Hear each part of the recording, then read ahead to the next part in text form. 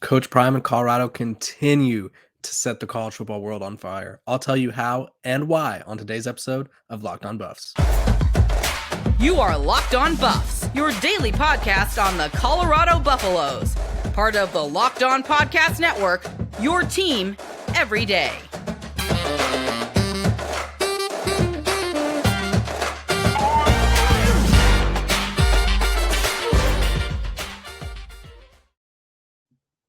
What is up, everybody? I'm your host, Kevin Borba. This is Locked On Buffs. I want to thank you. I appreciate you for making Locked On Buffs your first listen every day. We're available wherever you get your podcasts. Today, we're talking Deion Sanders, Coach Prime, Colorado have the world in their hands.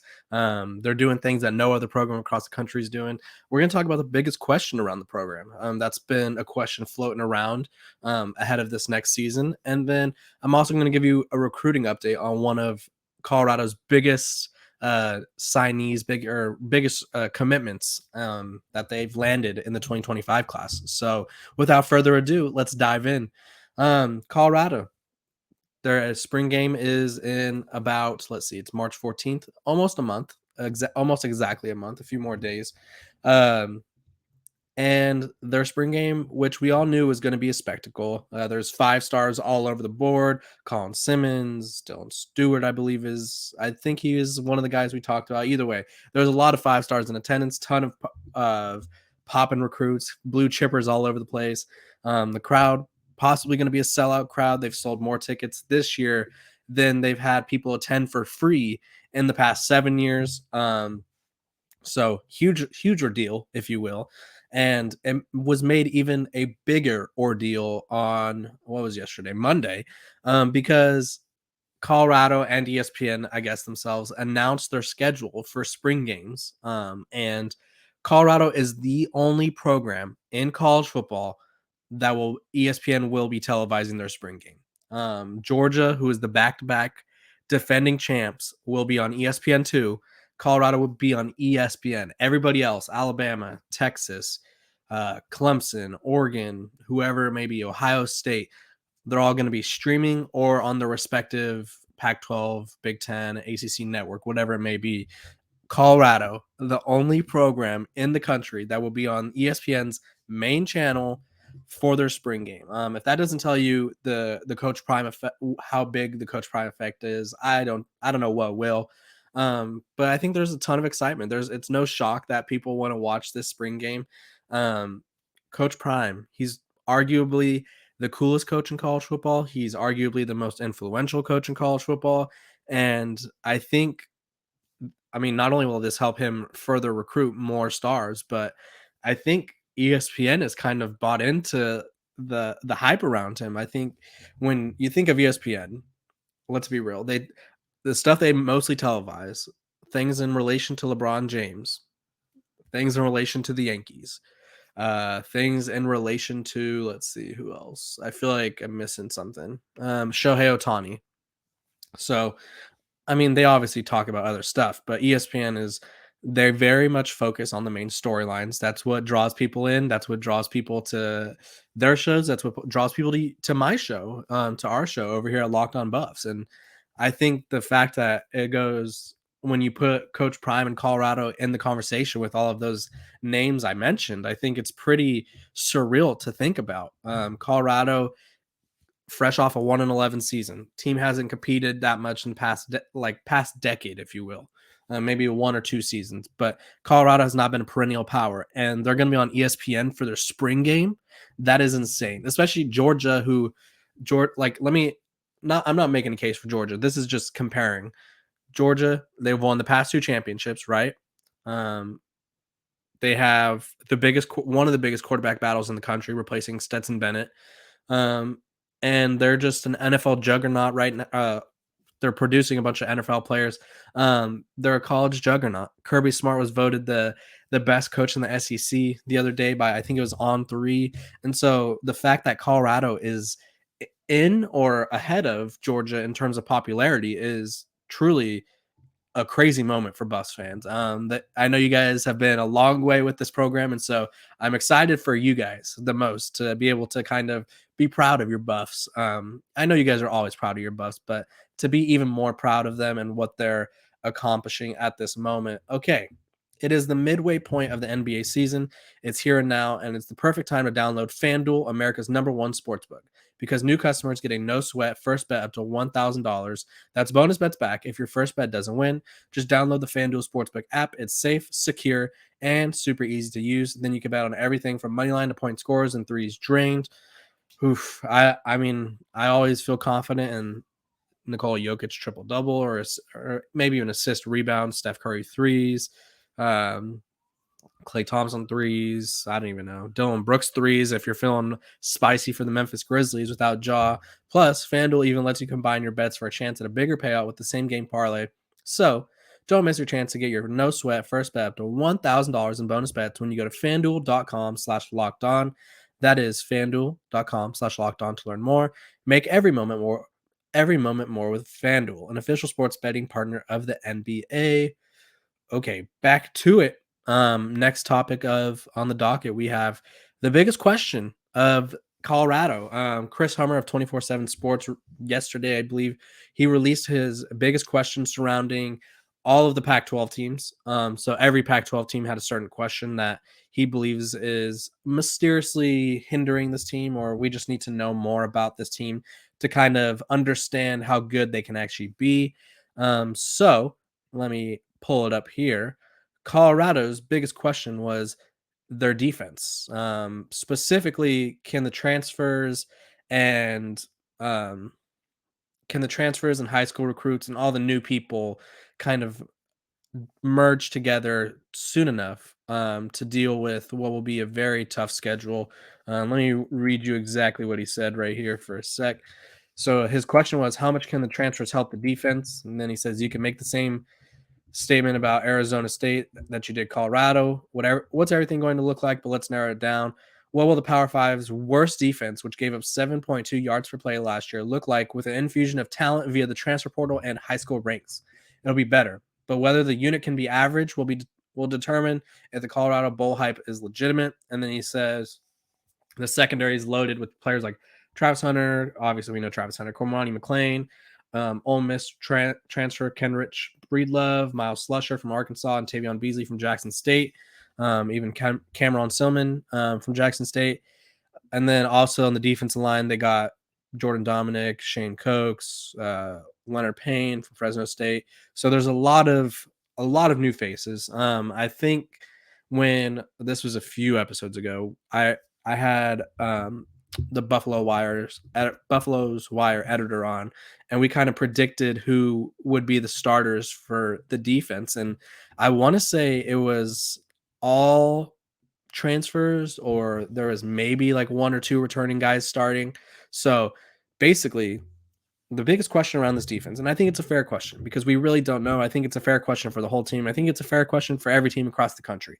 How quickly will the new guys assimilate to the new surroundings they're in, their new teammates, the new system, and will they be effective? Colorado, unfortunately, for I guess in terms of first year under Coach Prime and maybe wanting to get like a few gimmies here or there, they have one of the toughest schedules in the country. They open at TCU, which will likely be a college game day game. They have Nebraska at home. They get Colorado State, which is probably their lone gimme. And then they go Oregon, USC, Arizona State, all good teams. And so, this defense is going to be tested and tested a lot. Bo Nix is out there on Oregon. Caleb Williams. I feel like, let's see, who else? I feel like I'm skipping over someone. Caleb Williams, DJ Uyunglele, Jaden Delora's out there, Cam Ward, Cam Rising, all the Cams. So Colorado's got to play all these talented teams, and it's going to be tough. It's not going to be easy for them. And so if this defense can kind of blend together, mix together as soon as possible. I don't know if you guys can hear that, but the wind is going crazy right now in California. But the defense needs to blend together and just really – they need to get used to each other. And I think the only way to do that, excuse me, I'm getting a little itchy right here. The only way to do that is reps and more reps. There's no secret to it.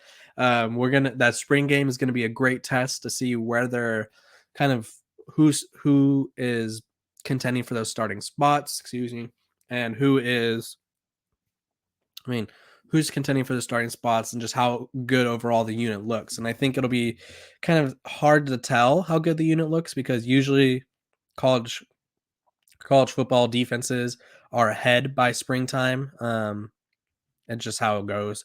The offenses are usually a little slower. We'll see. We'll see this time though.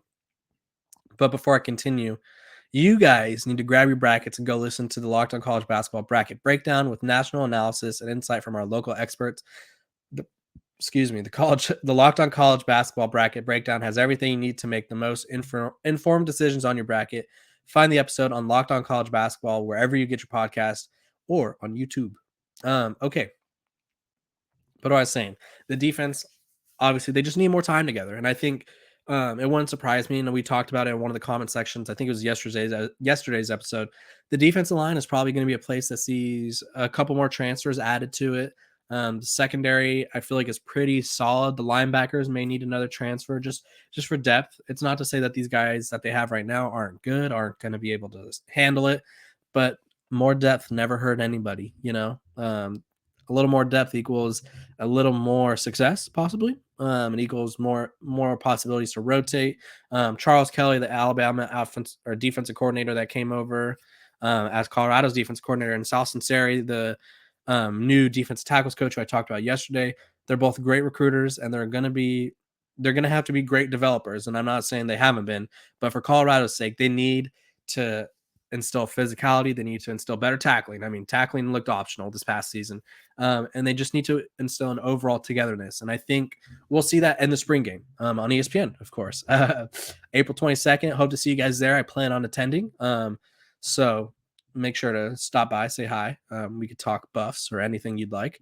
But yeah, I think Colorado really needs this spring to develop their defense. And I feel like it's a fair question. I think if I had to come up with a question, my question would be, what does the offensive line look like? Shadur Sanders took, I want to say, over 20 sacks this past year and then over 30 the year before at Jackson State. And so theoretically, he should have a better offense line at Colorado, but can they hold up? Or is he going to be running for his life? That would be one of my biggest questions. But this question, good one. I think it's a fair one.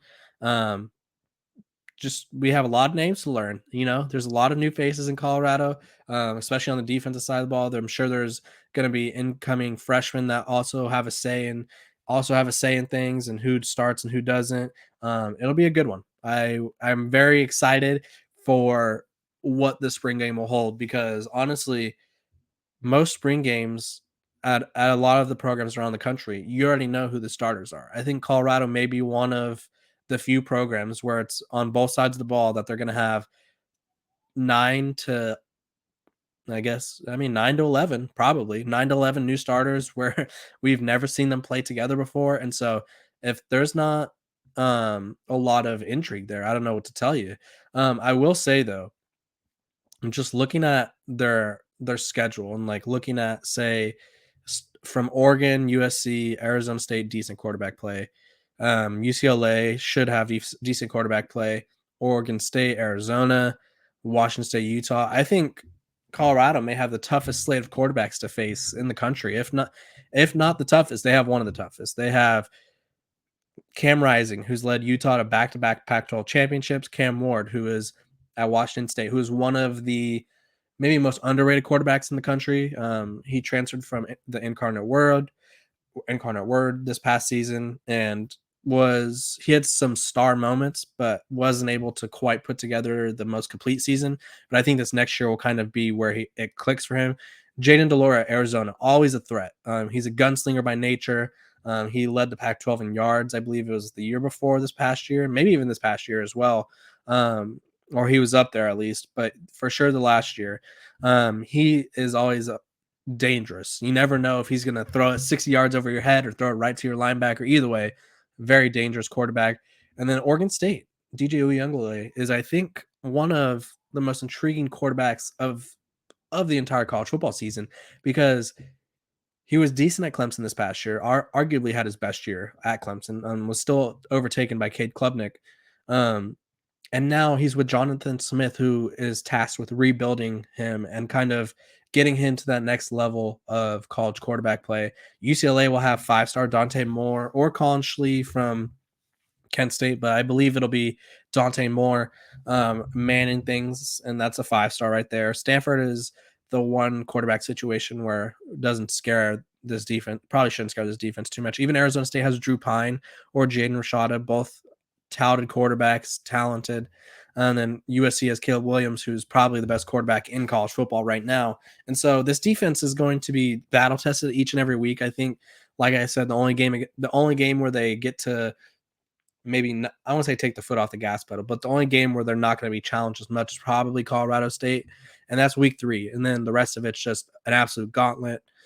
So look out for this defense. We'll continue to monitor their improvement throughout spring. I'll look for any headlines that I think you guys should know about. But yeah, it's going to be huge.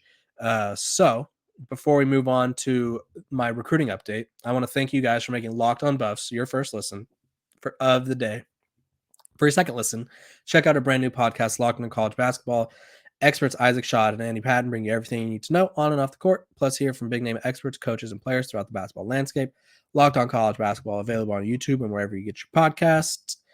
I mean, March Madness is here. You got to get your brackets in. It's going to be a tough bracket year, I feel like. I mean, it's always a tough bracket year considering no one gets a perfect bracket, but this year, I don't think there was a clear-cut number one team throughout the college basketball season. Houston kind of made a case, but they were never it. Alabama, aside off the court distractions aside, they had some very ugly losses. And then you got schools like Kansas who just got blown out in their conference championship game against Texas, who can't shoot but is a very good team. I mean, it's all over the board. Maybe throwing a random team like Marquette to win it all, or Gonzaga. I feel like we always expect big things from Gonzaga, and it's tough out here. It's tough out here to pick who's going to win, but it's going to be an interesting one. Moving on to the stuff that you guys came here for, not my basketball analysis. Colorado football recruiting analysis. This is usually John's section, but John is a little under the weather, so I will be taking over.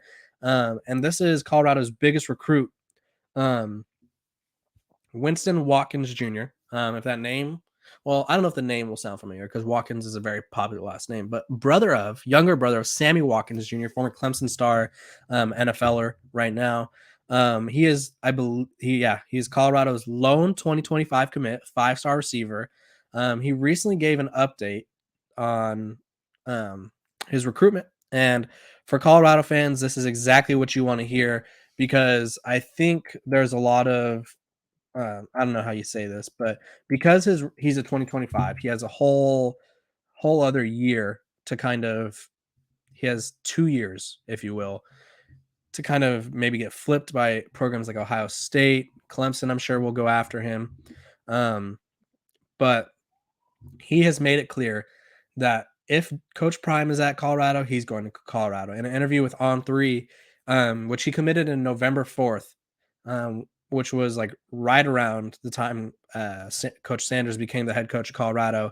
And he's going to be at the spring game, so another 5-star that I was talking about earlier. But he said, what made me feel so comfortable to commit to Colorado before seeing it is Deion Sanders. He said, he recruited me at Jackson State. He's from Fort Myers, and Deion and my family have gone to the same barbershop since I was a kid. I have looked up to him, and he's been an influence on me, and now I get to play for him and learn from him. And so outside of his lone visit to, I believe Colorado's only trip they're getting out of him is to the spring game. He does not have any of the other trips planned. And so he continued. This is Winston Watkins, the 5-star receiver, Colorado commit, said, as long as Deion's there, Colorado's where I'm going. He's a 5-star ranked recruit. Again, one of the top players in the 2025 class. My commitment is 10 out of 10 right now. As long as Deion is there, Colorado is doing what everyone expects them to do, then I'm in. I know he could coach and develop players, so I'm excited about the future there. Sanders, from being from Fort Myers, is a big deal to the wide receiver. He's from where I'm from, and I've been looking up to him since I was a child. And when I was playing my youth years, they called me Prime Time. They were saying I would be the next Prime Time. He's really a big influence on me because of I've been watching him since I started playing football. He's one of the biggest, one of the best of all time, and he's always going to be that. Deion Sanders is one of the biggest names to come out of Florida in general, but in my city, he's the biggest. He will his name will always hold weight where I'm from, and he's one of the first names. Right, he's one of the first to become known and great at what he does. So I think that's a big vote of confidence for Colorado and Coach Prime, because I mean Winston Watkins, IMG product, has every single. Let me just pull up his recruiting profile, so you guys can hear who he's committing to Coach Prime over, because everybody wants him. He is ranked as the 13th best player in the country, third best player in the state of Florida. Currently has nearly 20 offers from programs like Texas A&M, Alabama, Florida, Florida State. So Coach Prime is literally dragging a Florida recruit away out of the grasp of Florida, Florida State, Florida A&M, Georgia, Georgia Tech, Miami. They also want him. Ohio State, Texas, Tennessee. They want him. UCF, USF. All of the Florida programs want this kid. None of them are going to get him if Coach Prime is still at Colorado. And so I think that's a massive deal. I also think in terms of recruiting, I feel like you always need that one recruit where it's like, oh, I want to go there because he's going there. Like Shadur was that recruit for Jackson State and Travis Hunter.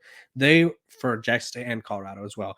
They were those recruits. They were the ones that were attracting people to both programs. And I think Winston Watkins can be that recruit for Colorado. And I think it'll be interesting to see if and when we start to see more 2025s commit and kind of jump along and tag along with Winston. But yeah, again, if just to recap today's episode, because I feel like it's all kind of converging into one huge storyline. Deion Sanders, Coach Prime, college football world in his hands. ESPN wants to televise their spring game, and that they're not televising Alabama, Texas, whoever it may be, just Colorado. Georgia's on ESPN too. Coach Prime, he's got the game on ESPN. He's got even the biggest question surrounding the team is how good can this defense be of top transfers? The defense is full of highly skilled transfers. That, I mean, 2 of the top 100 transfers are on the defensive side of the ball. Top 150 from Colorado. As I talked about, I think it was last Friday or Thursday. If you want to check that episode out, I broke down the transfers. Colorado had 5 of the top 100. 2 of them are on the defensive side of the ball. There's a few other ones that are probably overlooked, but very good defensive talent. So even their biggest question, people are wondering, how successful can this defense be? Because that'll likely also maybe determine how good this team can be. And then we also got Winston Watkins, a top recruit. He wants to be at Colorado. He wants to be where Coach Prime is. So the Coach Prime effect is well and alive. He's just holding college football like this in his hands, and it's going to be fascinating to see where this program goes. It's going to be fascinating to see where this podcast goes. I look forward to seeing you guys in the comments every day. I'm Kevin Boulder. This has been Locked on Buffs. I appreciate you guys making this your first listen of the day. Make sure to like, subscribe, share, hit wherever it's at. We appreciate all your comments. We appreciate your discussions. We appreciate your feedback. I got a better background because of you guys, got some better lighting because of you guys. We decide topics. We'd love to do a questionnaire.